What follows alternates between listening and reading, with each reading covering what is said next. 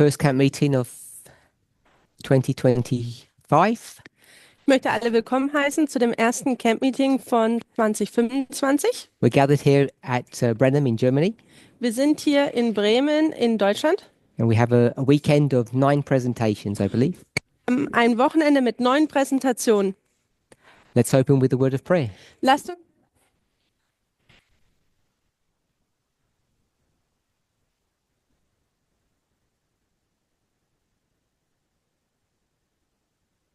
Holy God, we thank you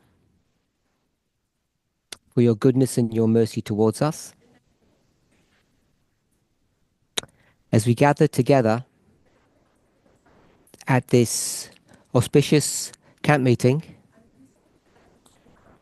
may we truly have a holy convocation. Those who are here in person desire a blessing, the blessing of fellowship,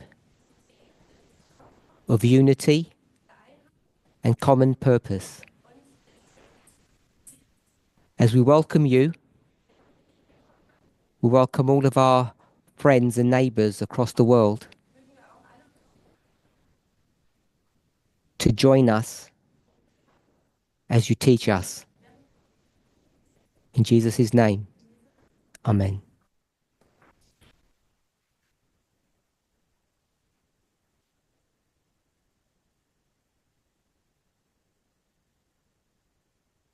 Just a little bit of housekeeping. You're probably all aware that I've just returned from a camp meeting in South Africa.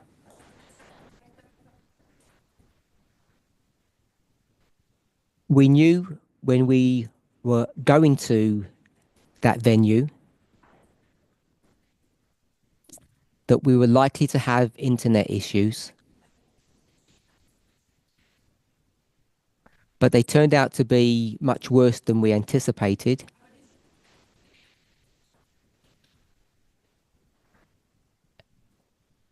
Of the 8 presentations that I did, only the first one was recorded via Zoom and was put online.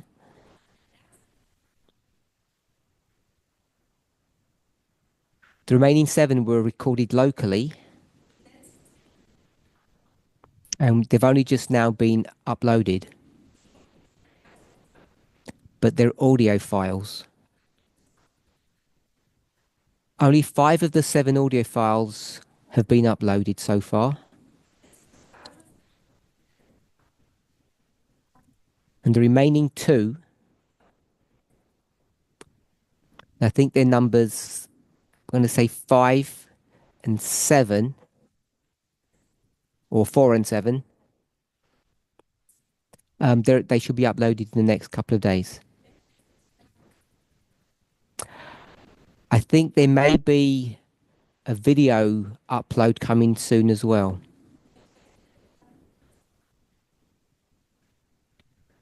If that ends up working out, the link will be made available to you. So that means many of you won't have listened to those presentations or seen the board work.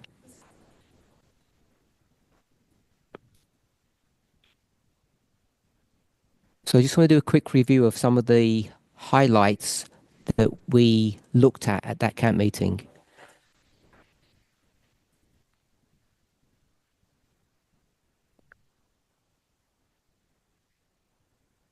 So a question that I've received over and over again over the last few months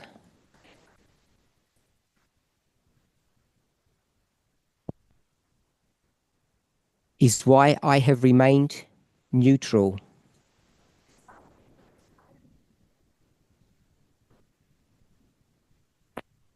regarding the Sunday law study. And when I say the Sunday law study, it's not specifically one person,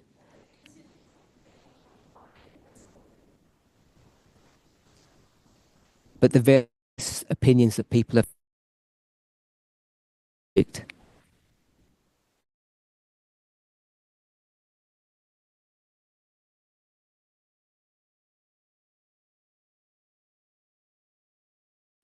justification of my position.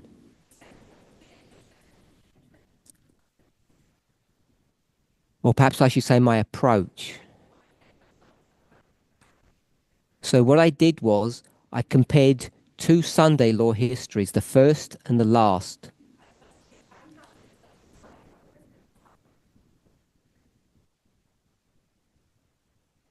I guess most of us would understand that we've got four Sunday laws in our history.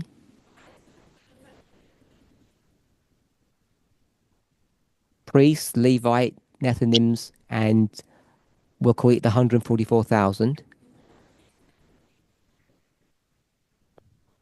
And I compared the first and the last, the priests and the current one.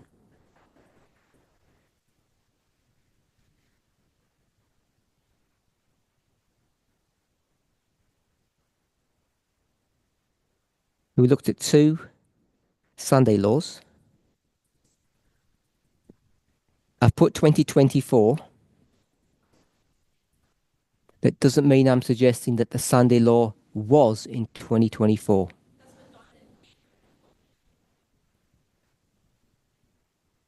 And the discussion in that first waymark is actually 2012 to 2024. Oh, 14, sorry. All right, 12 to 14. So I laid out a dynamic of that first history of an angel, a message from a member,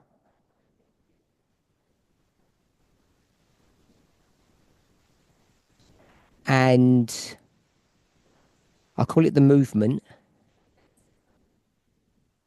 and that's the general membership.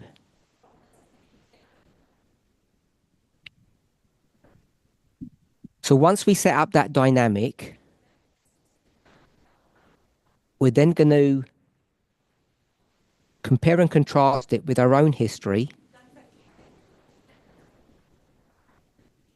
If we just call that 1, 2, 3, of course, the whole purpose of doing this is to understand what's happening today. So that 1, 2, 3 would line up for us with an angel, a message,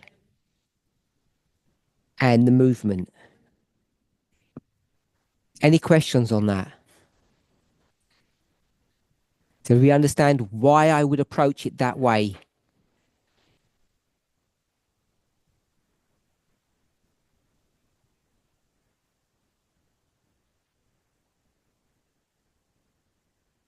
Does it make a difference? Does it make a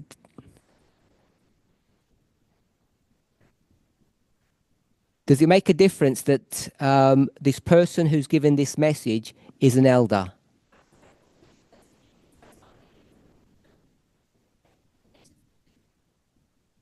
You said elder. Does it make a difference if they're an elder?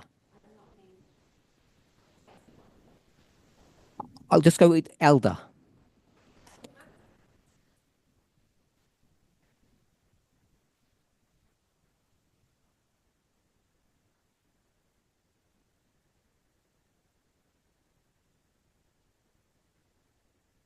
So I'll go back to 2014 or 12. Number two, is that person an angel or a member?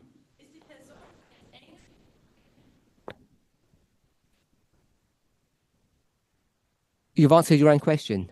Okay. So she's answered her own question.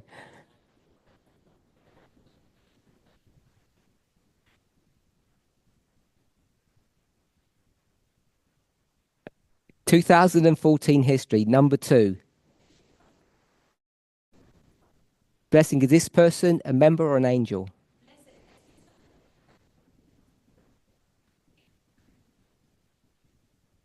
Yes. Okay, so are we all clear that number two is a member?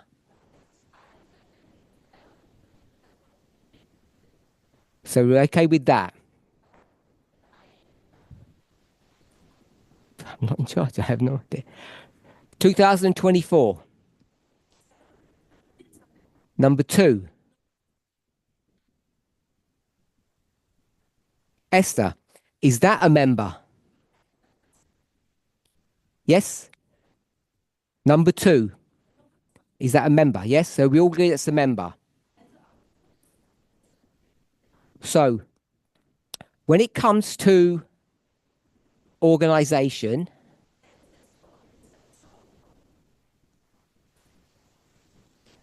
we have a structure, yes?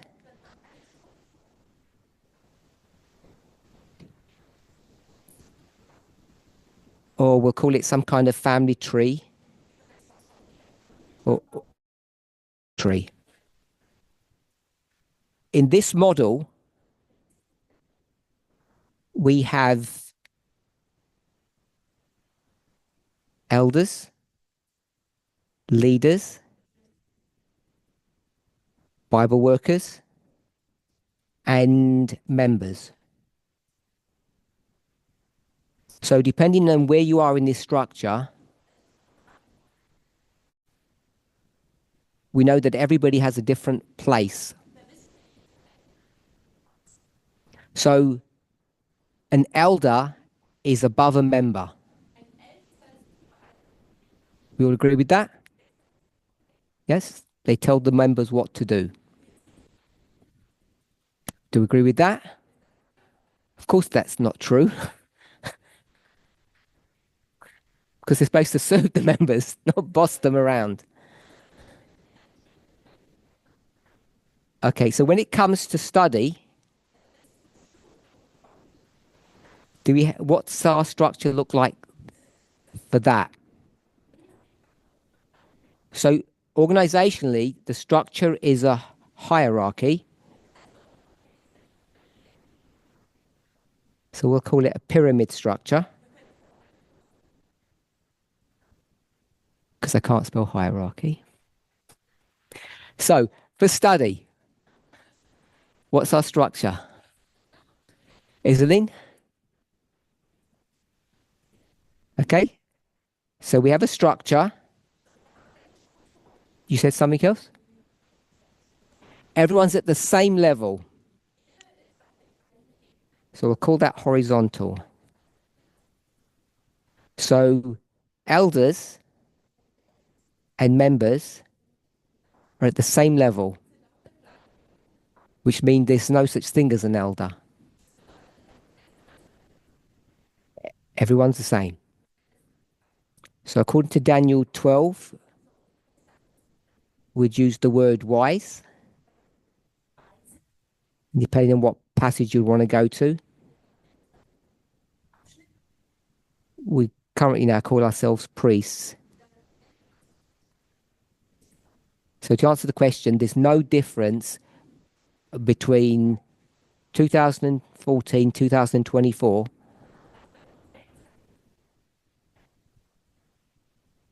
That number two in the first one was just a member, and the number two is an elder.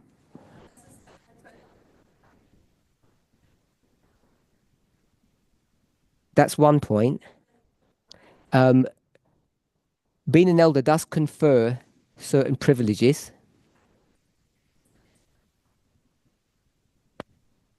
There's no denying that.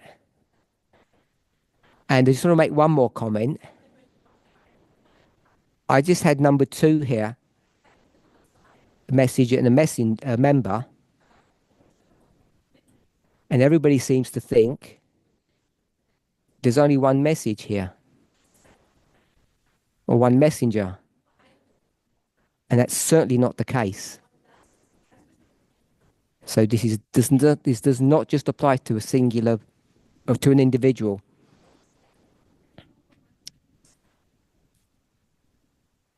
Curtis,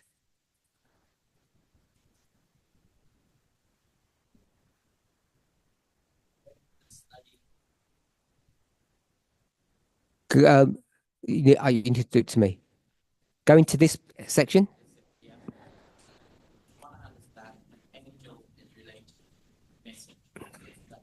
So an angel is related to a message or a study, yes?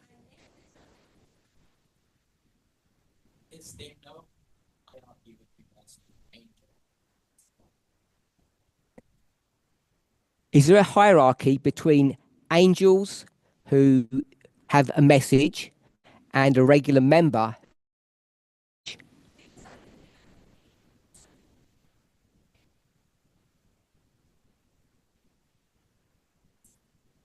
Is that your question? Part of it?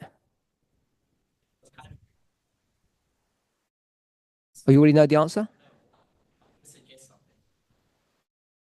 Okay. So yes or no first. So Curtis said angel and a member.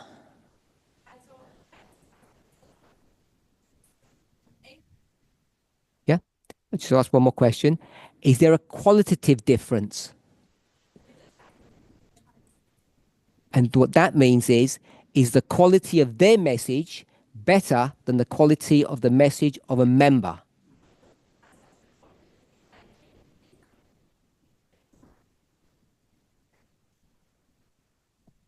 So it's not better quality, right? So if it's not better quality, what's the hierarchy based upon?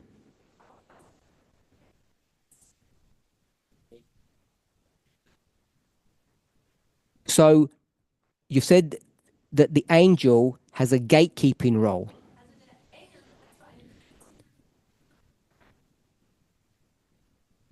So the angel controls their own message, which gets dangerous. So I'll come back to my question. Is there a qualitative difference?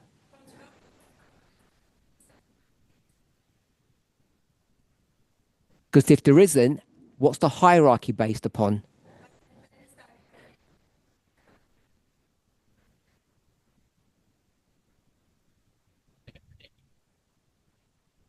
Let's not talk about their own message. Let's not talk about gatekeepers. I'm asking, is there a difference between the message that comes from an angel and the message that comes from a member?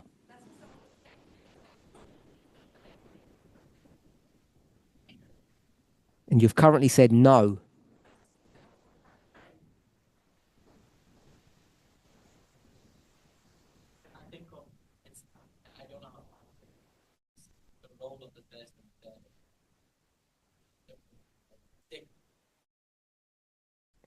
So Curtis has brought the idea of put that aside.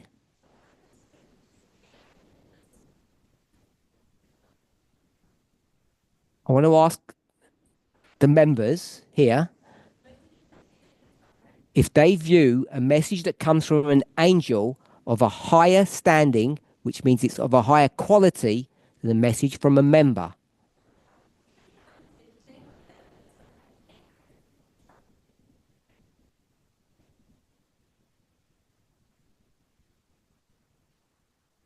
Andres?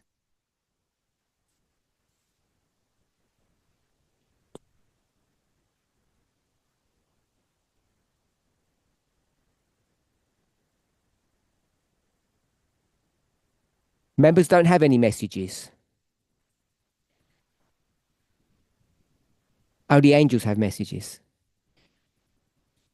So in 2014, you don't agree with that historical perspective here because the Sunday law message was in the hands of a member, not in the hands of an angel.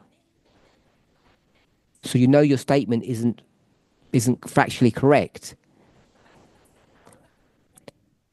So you must have meant something else because you know that history. That member number two is not an angel. in 2012 or 14?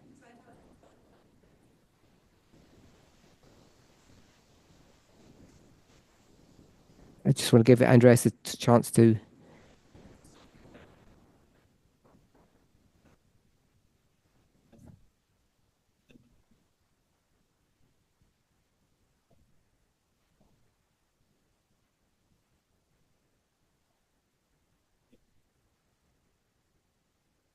Okay, so in model number one, number two, you're saying that was an angel, not a member.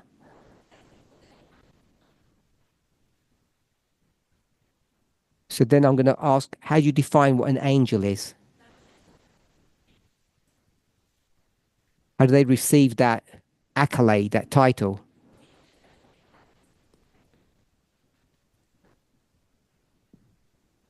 Can't be self-proclamation.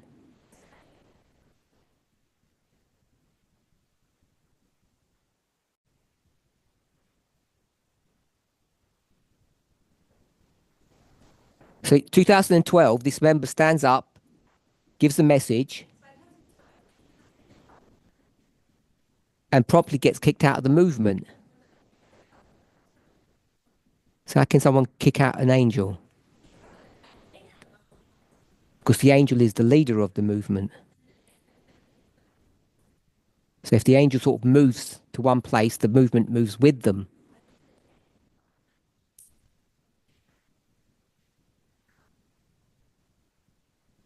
Curtis? No? Natalie? Tamina? Okay, so we're going back to the question of the quality of the message between an angel and a member, and Tamina says there's no difference.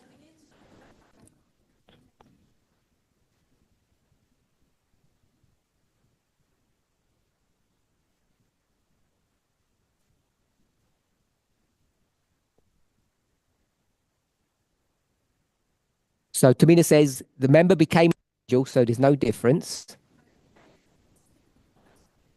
So when the person became an angel, are their messages now of a higher quality than a regular member's message?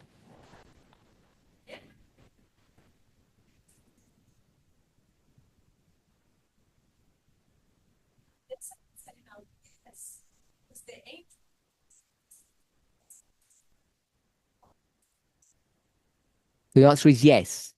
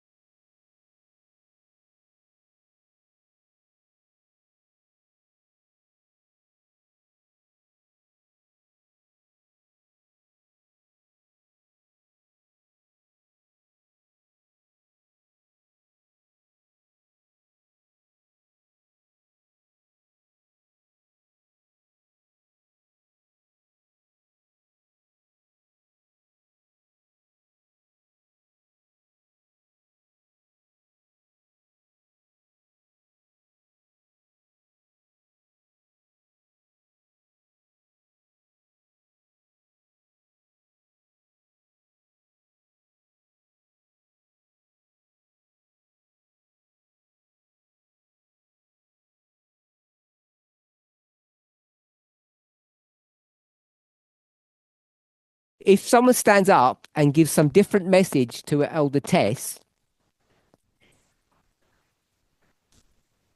so that Acts 27 stuff is rubbish, they can prove it, you're going to believe them.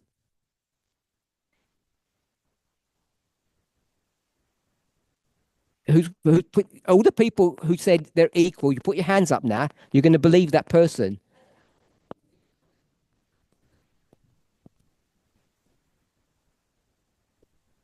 Put your hands up. You're going to put your hands up? You're going to put your hands up or not?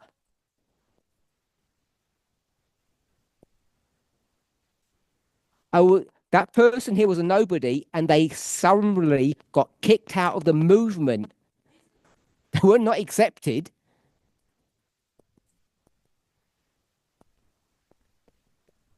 And this is the trap that the people at the previous camp meeting got stuck into, got stuck in. When you start following members and start rejecting angels, the dynamic of your organization, your church, changes fundamentally.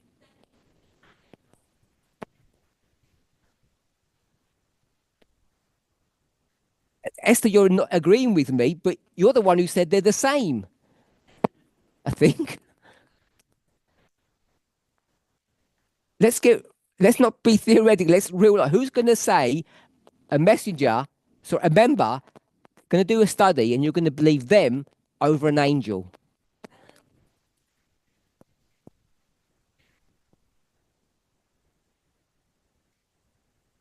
Because if that's the case, answer this question: what is an angel? So you answer that one, Natalie. Tell me what an angel is. When a member can have a better message than them.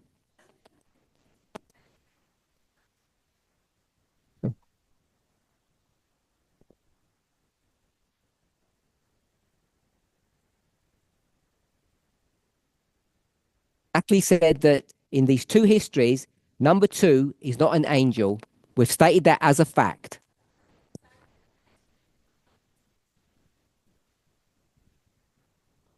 And your question is what?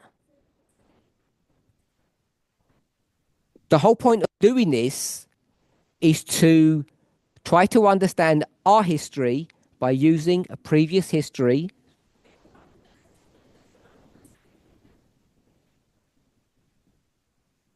Otherwise, there's no point in doing this. So hopefully I've answered that question, why we're doing this. But my question was, you've said the study of a member the study of an angel is the same.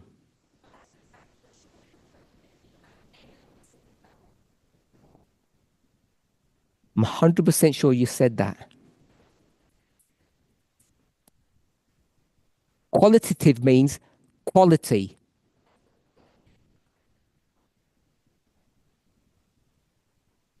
Qualitative means the quality of the message.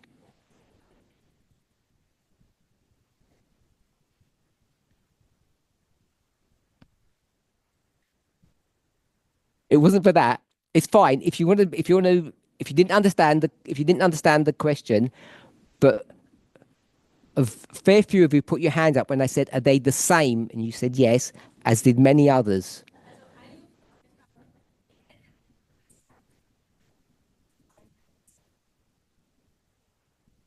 Keep on pointing to the board like that's going to do something. They're both members.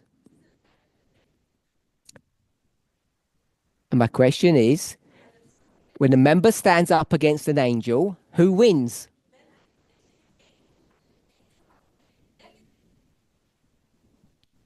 Okay.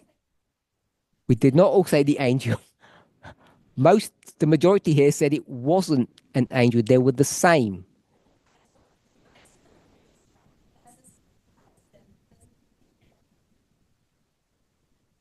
Okay. So now we're hopefully all on the same page.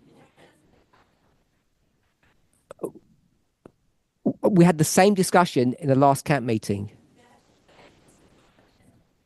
And most people who participated said, we're as good as angels. We can think for ourselves. And I want to show you that you can't think for yourselves and you're not as good as angels.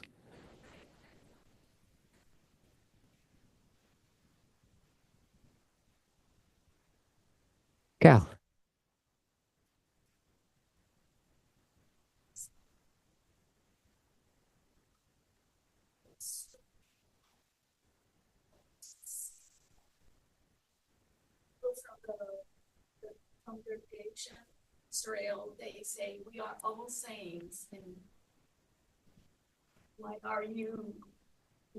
So these are the three leaders and I think the 250 princes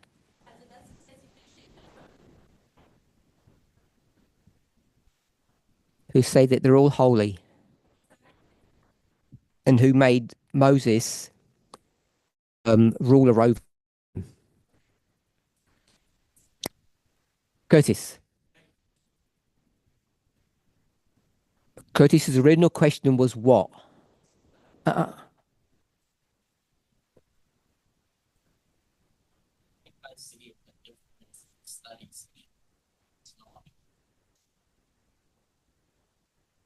so Curtis says there's a problem here because I never put angels deliberately because the question was about an elder and a member.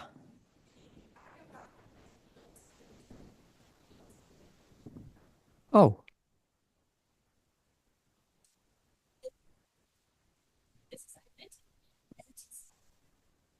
our screen's frozen, not me. Um, because this is a question on number two.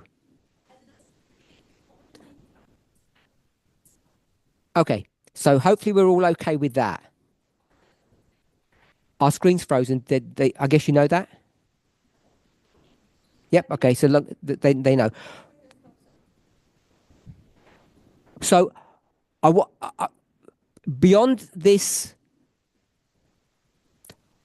but beyond the conclusion that you can come to, what I want us to see is how I've approached the problem.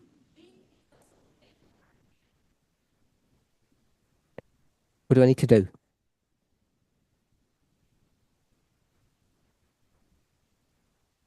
So, if I were to give my apology and defense, I want us to see what approach I took. Because it's not about me as an individual, how nice I am, and how mean Elder Jeff was. It's not how we should approach these things. Are we all okay with that? That to me, the only valid way to know if something is right or wrong, I know it's a cliche, but is using methodology. The primary one that we should use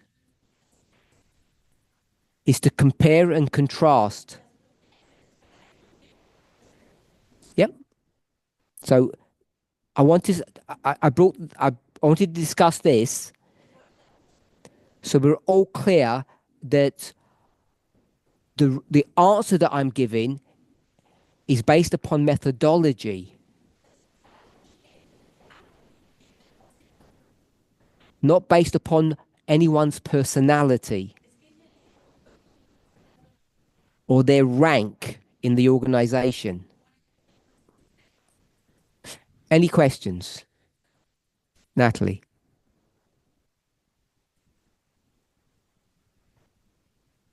Elder Tess isn't here to Elder Tess isn't here to protect her message, and Elder Jeff isn't here to protect his message. The point being, who's going to protect Elder Jeff's message? Natalie? Who is? So the third angel protects the first angel's message. Or?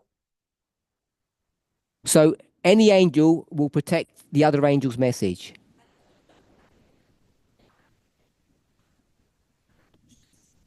Yep. Sorry? No, no, no. Your question was, the question was, who protects the third angel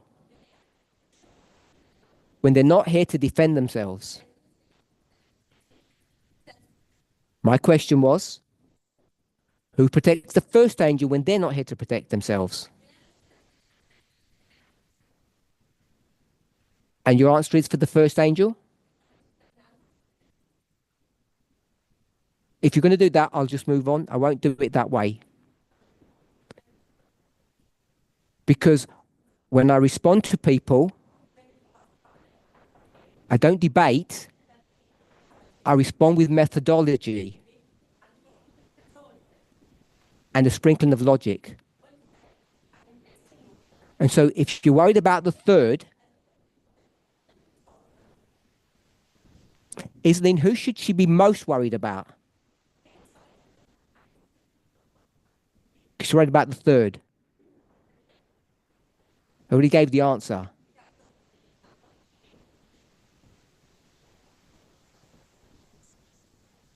Anyone? The first. You should be worried about the first angel's message, not the third angel's message. Because the first angel's message is at the very beginning and it carries you all the way through to the end.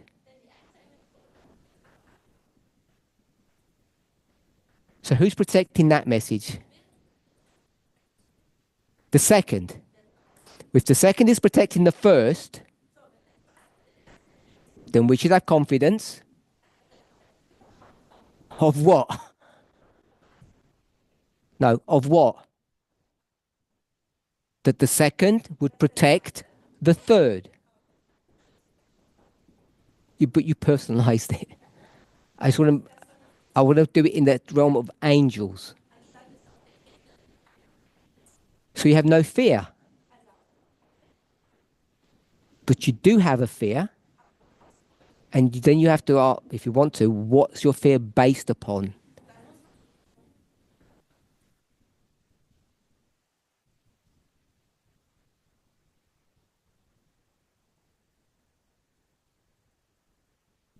Can you share it with us?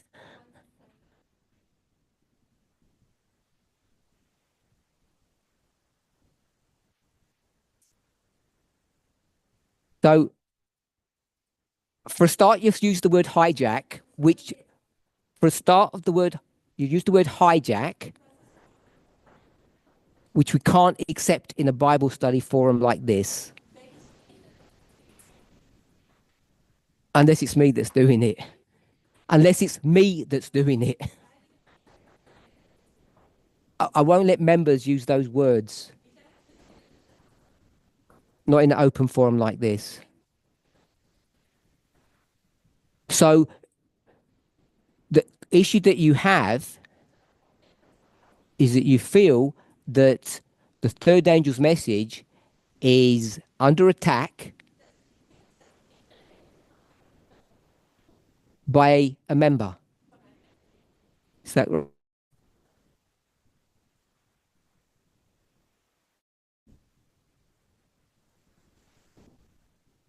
so? You could just say yes or no what I just said.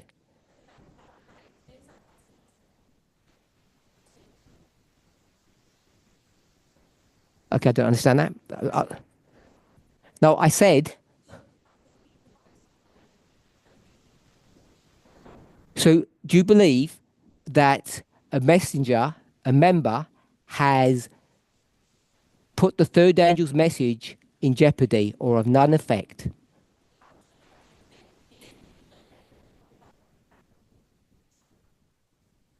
So, yes. Okay. Well, there's plenty of people who don't agree with that.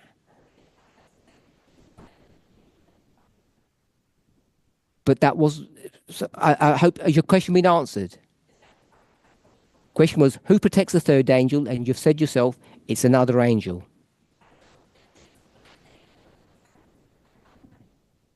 Yep.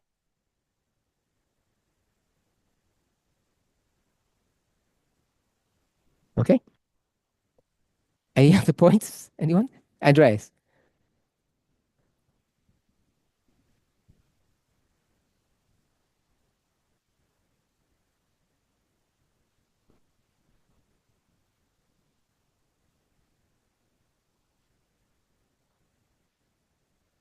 But sorry, I didn't understand your question. We're in 2014, and the question is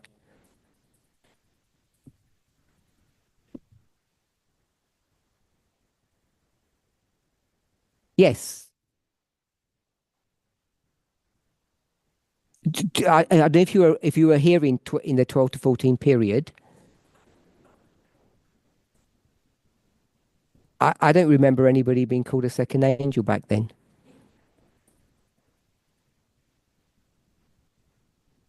That person wasn't for sure.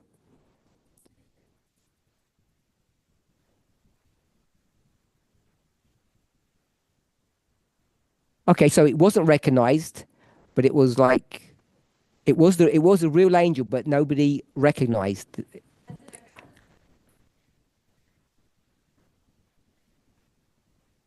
Okay, so if you don't recognize an angel, what do you have to assume that they're not an angel?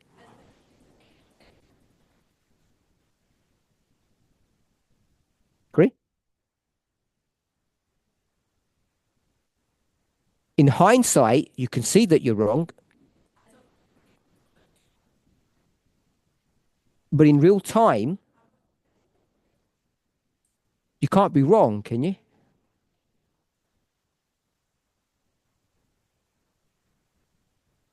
Can't be wrong if you don't know.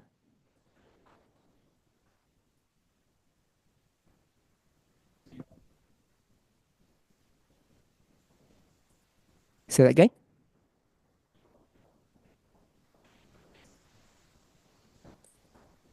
I'm not the only person who's defining it. We should all be able to define what angels are. They're people who have a message.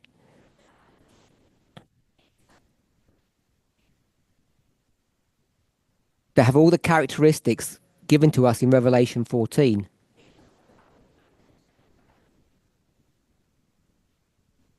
And in real time, how do you know if that person is an angel or not? That you can't. That's the point I want us to see. So at that time, the person may or may not have been an angel.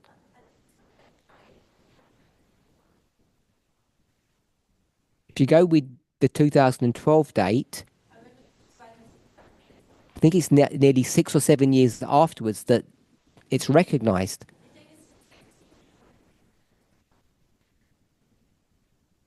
which is a long time afterwards.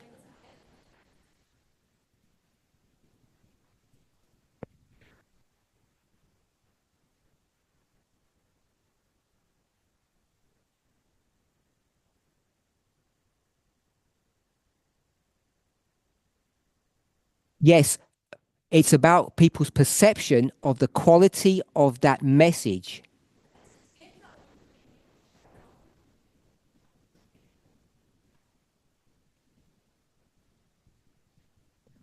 When I asked the following question, if you were in that history, who would you have believed? Number one or number two? At the last campaign, almost everybody said they'd believe number two because they said, we know that was the truth.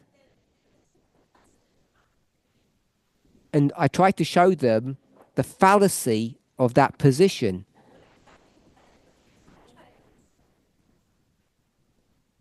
You can't follow number two, can you?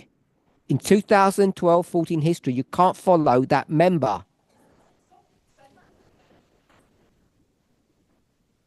You're obliged to follow the angel. Otherwise, you're in rebellion, aren't you? Yeah, we all agree with that. Agree with that, Blessing? Go ahead.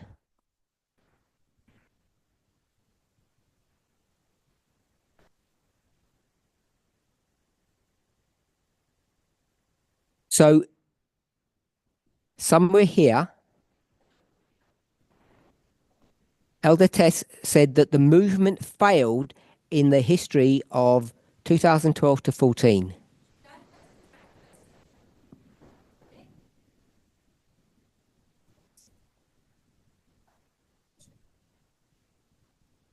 Would it upset people or confuse them if I call that the formalization and the close?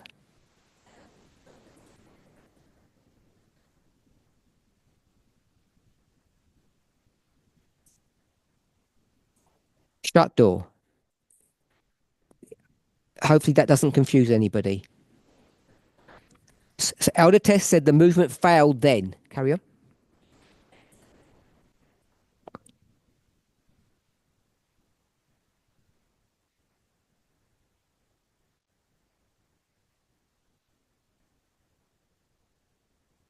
So break that down slowly. How was it a failure on whose part? So how was it a failure on the part of the members? I'm just going to call it in 2014. Why have the members failed? Okay, so I think I'm vaguely familiar with what you've said.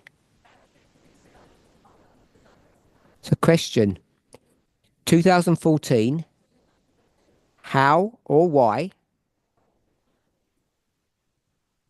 did, I'm going to call it number three, the movement, how or why did the movement fail? That's question one. Carry on. Or is that it? Okay. So, does everybody understand what's going on here? One second, Curtis. I think that's um, I think that's accurate to the history of what Elder Tess spoke of. So, if I were to ask you your own question, do you believe the movement failed? We're defining movement as number three.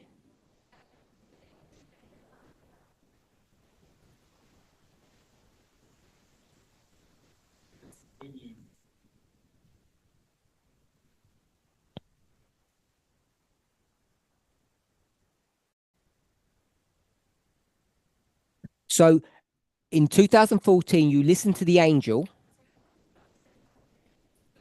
as a general member. Got that correct?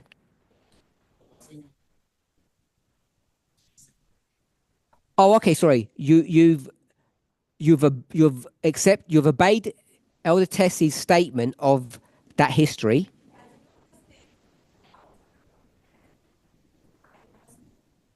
and you said, "I've accepted it, but I didn't understand." Is that just a shorthand version of saying I disagree with her?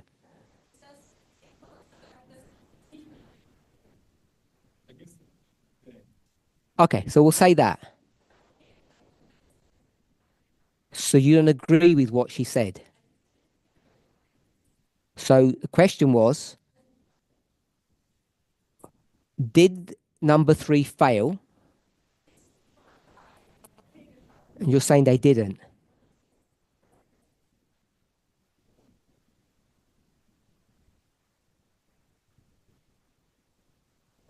So you said, how is it possible for the general membership to see things any differently?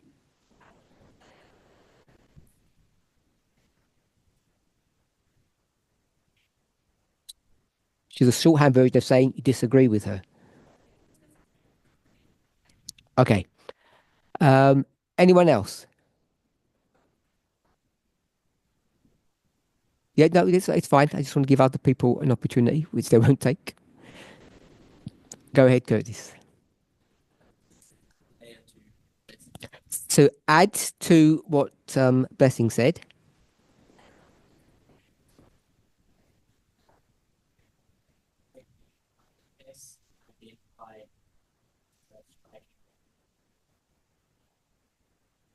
So 2012 is Moses striking the rock.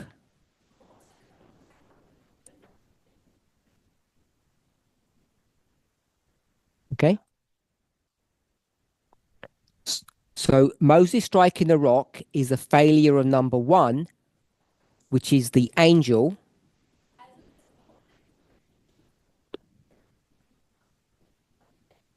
not of number three, the congregation. Yep. Okay, so just give me 1 second. So we're in the year 2012, and this is Elder Tess, and this is Moses striking the rock, and that's a failure on his part, and it cost him his life. That did, didn't it? Not of the congregation. Okay. If that's the case, why would she blame the congregation?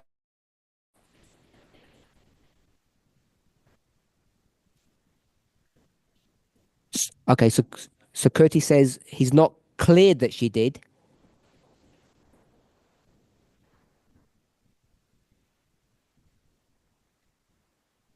but he wanted to remind us of that story, that application. Address.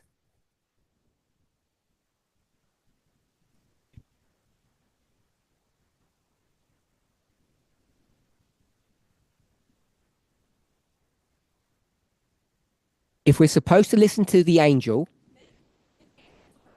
and in this history of 14, it was the first.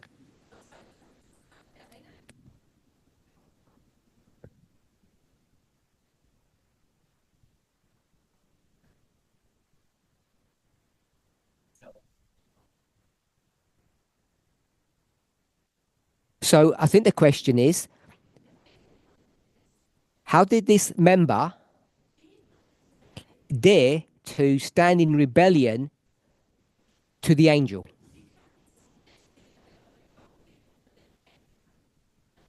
That's the question. Yeah? How dare a member stand up in rebellion to an angel?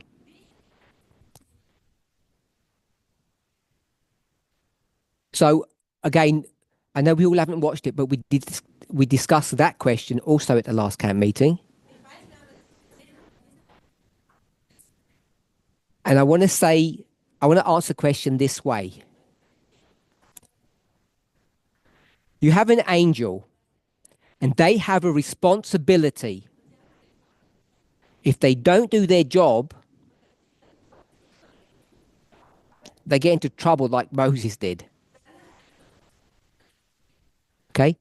So they have one job function in two parts. One of them is that they have, we'll just call it a message or a mission.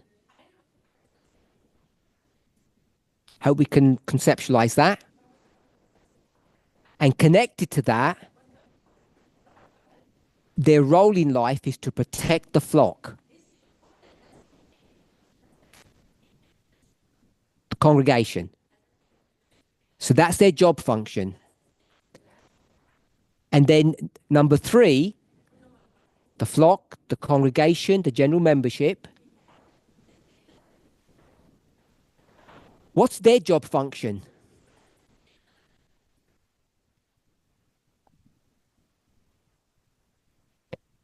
To obey the angel. That's all they're allowed to do. You can find various models in inspiration. If the angel's an under shepherd, the flock know the voice of the shepherd and follow the shepherd wherever the shepherd takes them.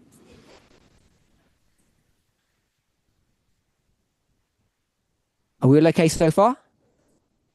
Okay, so the question was it, whose question was it? Andres' question. Now it comes to number two, this member.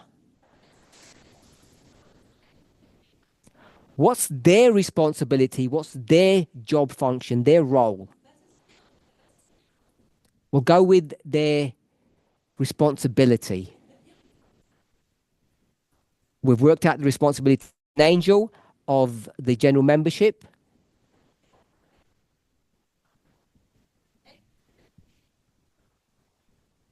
They're in bed with one another.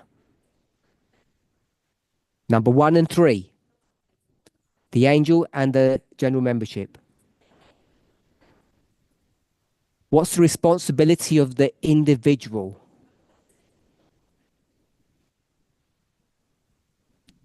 Anybody? Number 2, the individual member.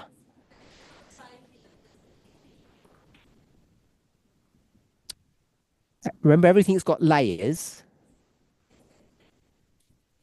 On one level, number 2 is part of number 3, remember? But we've separated them. So when you take that person on their own, what's their responsibility? Ah, who was that? Who?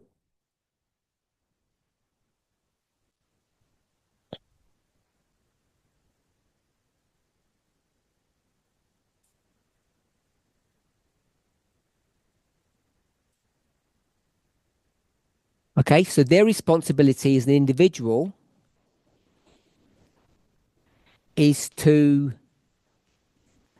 be critical about the message and to understand it.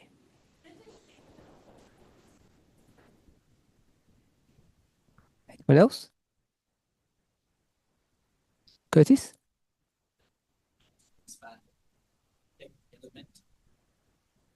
So to understand the message and to build upon it. Blessing?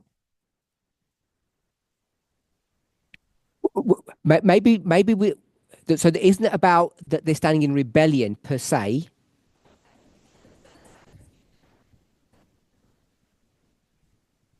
That happens later. What's their overall, their general responsibility? If you're not sure, then follow through with your thought. They're seen as they're in rebellion, you said? 1 second.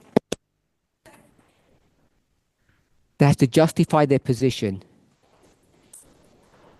Okay, so let's walk through this together. Once they're in rebellion, an effect happens. They have to do something. How did they get in rebellion?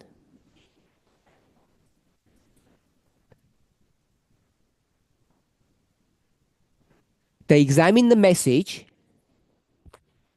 and they said what when they examined it? They said the message is not correct. The message of the angel. So they're going to fight against that message, come up with their own message, and now they're in rebellion. How it goes? So my question to everybody, is that their responsibility? Because that was my question.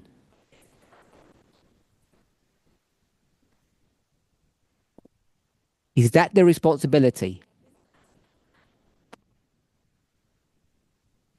Blessing said yes.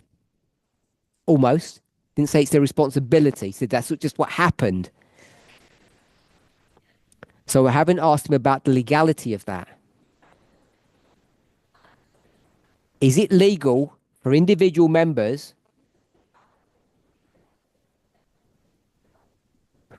We were told to critically examine the message.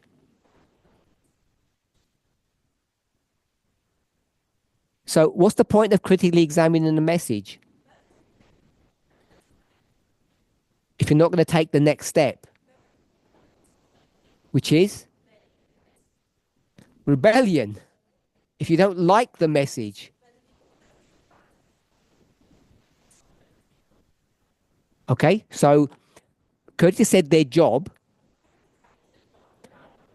I used a software before, their responsibility. So the problem in this dynamic, this relationship between these three elements, is collectively you're required to obey.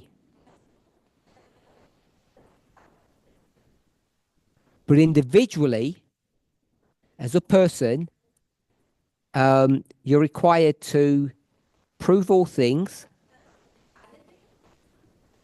and hold fast that which is true. Or as Martin Luther said, what does he say? We'll go with sola scriptura, which is okay.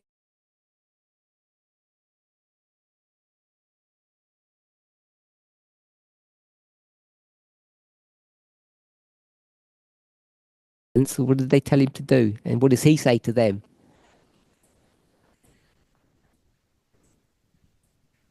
When the first angel says, just bow. He, he says, I can't, because he says it's dangerous for an individual to go against their conscience. We could do a study on what the conscience is. But the responsibility of that one person, that member, is not to go against their conscience.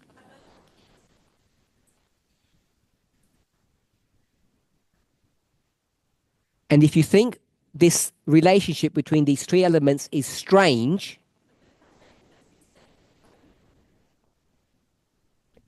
then you don't understand the glory of the United States. The tension that it has to deal with. And what is that tension that it has to deal with? Because it has those three elements. Who's the angel? The president, the executive branch, the federal government. Three things.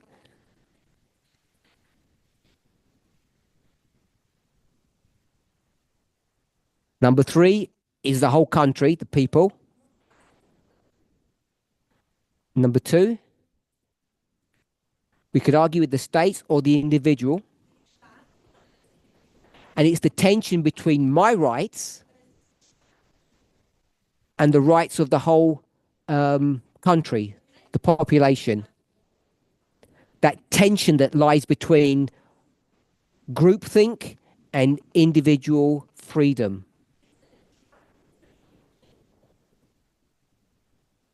So I want us to see that this tension exists. It's required to be there. And every once in a while, it causes problems when that member and the angel butt horns with one another. But number three,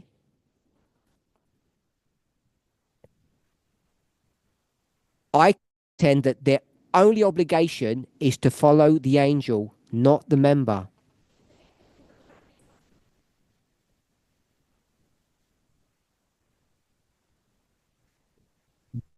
Responsibility of the general membership is to follow the angel, not the member.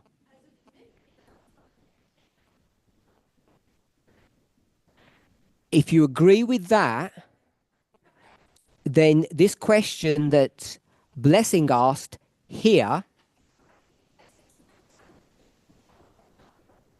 says that the general membership did not fail in the 2014 history.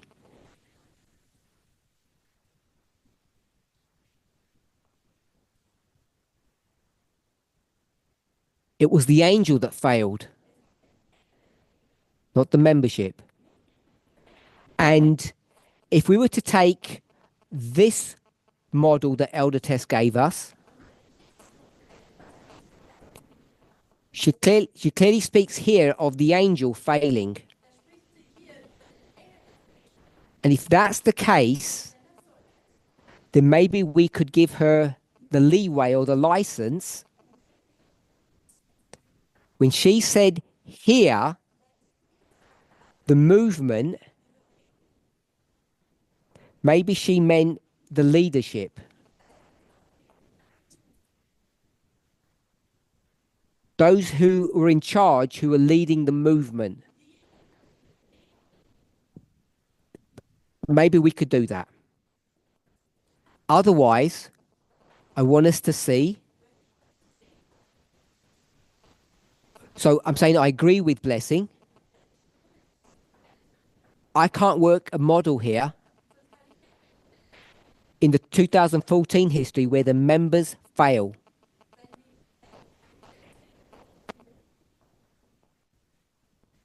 Either the message was kept hidden,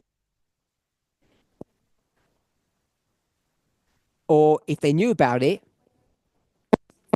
should have been an angel. It's duty to do that as much as it is the duty of that individual member to fight against the angel.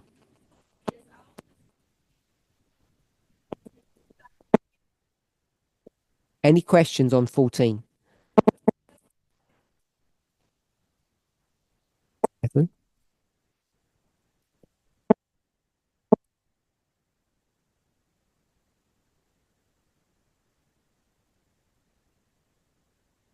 Members, I'm saying in 2014, members, like sheep, don't have a functioning brain.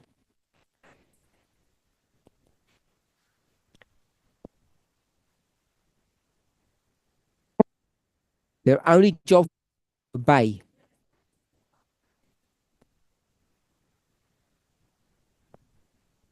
We'll go with 2014 first. Do you agree with that?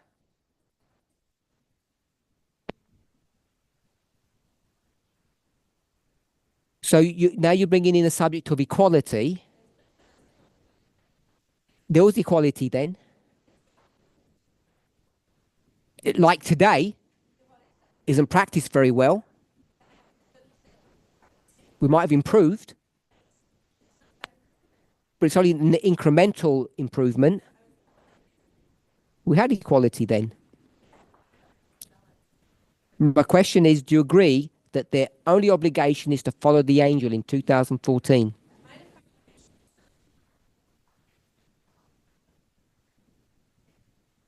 Because what you can't do is jump to 24. You break the rules.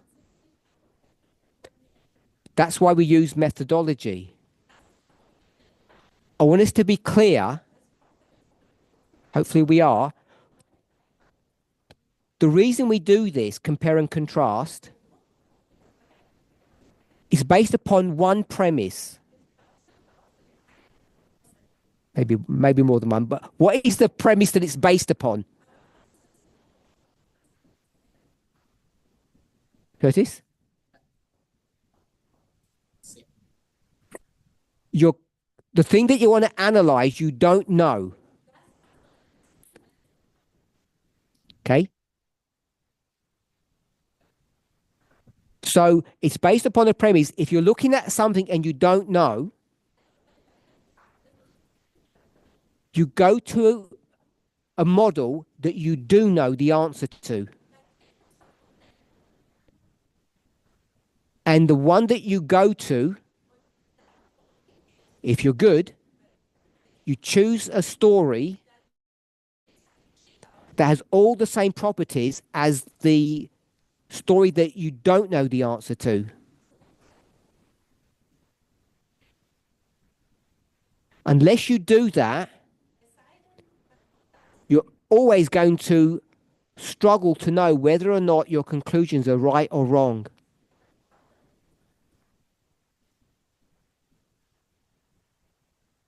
We can't look at our current history and think that we know things. And we can't go to 40 and say we don't like that version, so we don't want to apply it now.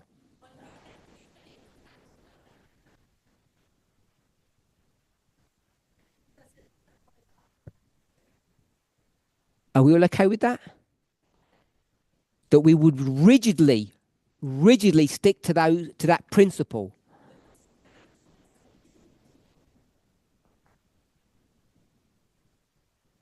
even if you don't like the answer. Natalie?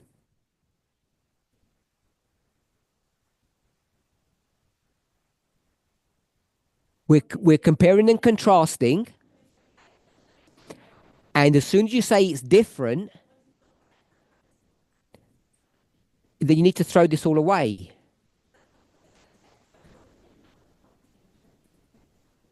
I'm saying we have equality. I don't know what equality has to do with this, but we did have it.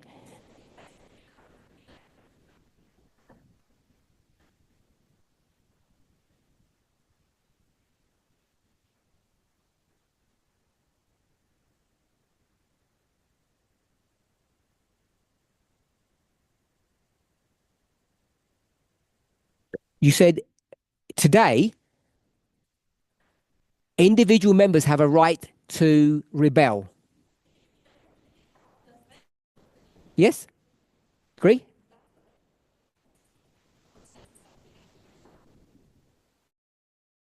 Yes. I'm saying go to 2014, and it's your obligation, your duty to rebel. You're required to do that. I can't be, the individual can't be clearer than that, I don't think. So if you rebel then, you rebel now. Maybe it doesn't end up with rebellion, but you follow your conscience and you don't listen to anybody as the individual. So, congregation, you're not allowed to do that. And if you're asking, well, I'm confused now, good. Because it's what real life is all about. The rights of the individual compared to the rights of the group.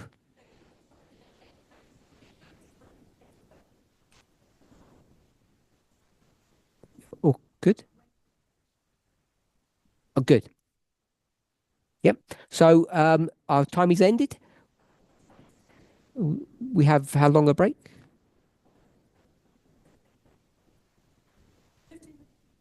So we'll get back together at 10:30 local time. It's 15-minute break. Let's pray.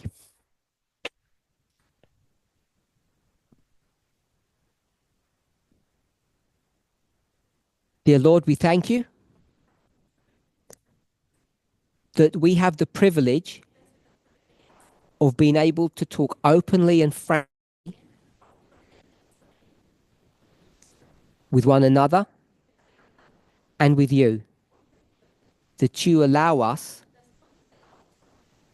even despite our ignorance and our mortality, to question your wisdom and your immortality. We thank you in Jesus' name. Amen.